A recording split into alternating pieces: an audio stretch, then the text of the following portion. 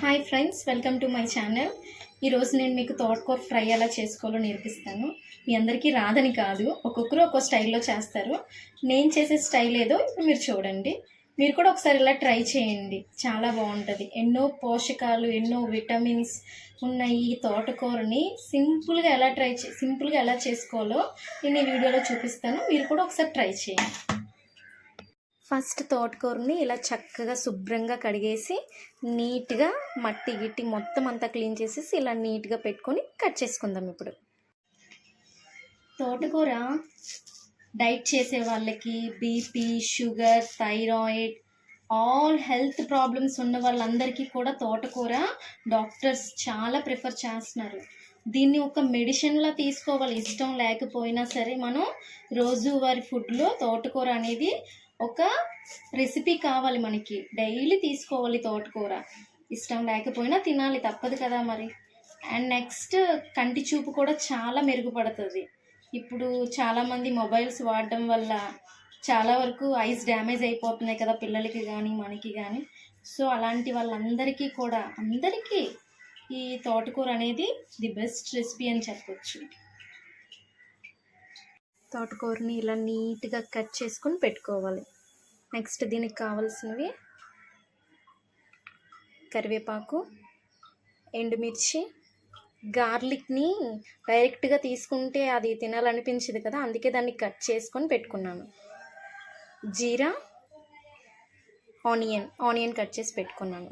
నేను చేసేది 2 కట్టలకే కాబట్టి ఇవి చాలు. ఇలా ప్యాన్ పెట్టుకొని ప్యాన్లో 2 స్పూన్స్ ఆఫ్ ఆయిల్ వేసుకొని మరగనివ్వాలి. నెక్స్ట్ ఇవన్నీ అందులో వేసేద్దాం.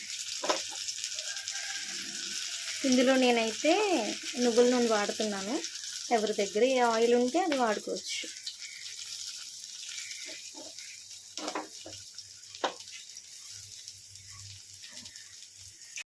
నెక్స్ట్ సాల్ట్ వేస్తున్నానండి, టేస్ట్కి సరిపడా.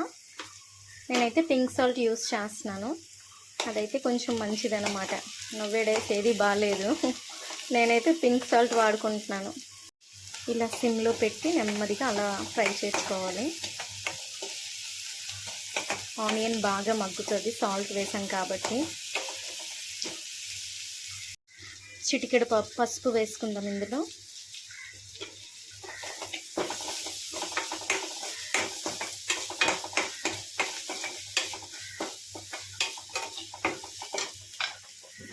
ఇప్పుడు మనం తోటకూర వేసేసుకుందాం. మొత్తం ఒకసారి కలిపేసుకోవాలి. దీన్ని సిమ్లోనే బాయిల్ చేసుకోవాలి, ఎందుకంటే తోటకూరలో చాలా వరకు వాటర్ కంటెంట్ ఉంటుంది. మనం ఎక్కువ మంట పెట్టేసామనుకోండి, అది అడుగు పట్టేస్తుంది. సో సిమ్లో పెట్టుకొని మనం ఏ వాటర్ వేయనవసరం లేదు, ఆ వాటరే సరిపోద్ది. సిమ్లో పెట్టుకొని మూత పెట్టేసుకొని ఒక 10 మినిట్స్ తర్వాత తీసేసుకుంటే ఇనఫ్, కంప్లీట్ అయిపోయినట్టే. ఆఫ్టర్ 10 మినిట్స్ ఆల్మోస్ట్ కంప్లీట్ అయిపోయింది. ఇంకా మనం దీన్ని సర్వ్ చేసుకొని టేస్ట్ చేయడమే.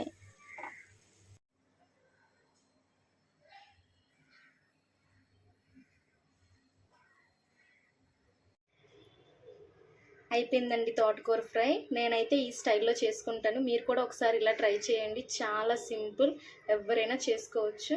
నెక్స్ట్, చాలా మంచిది, అందరూ తినాల్సిన మస్ట్ అండ్ షుడ్ ఫుడ్ ఇది.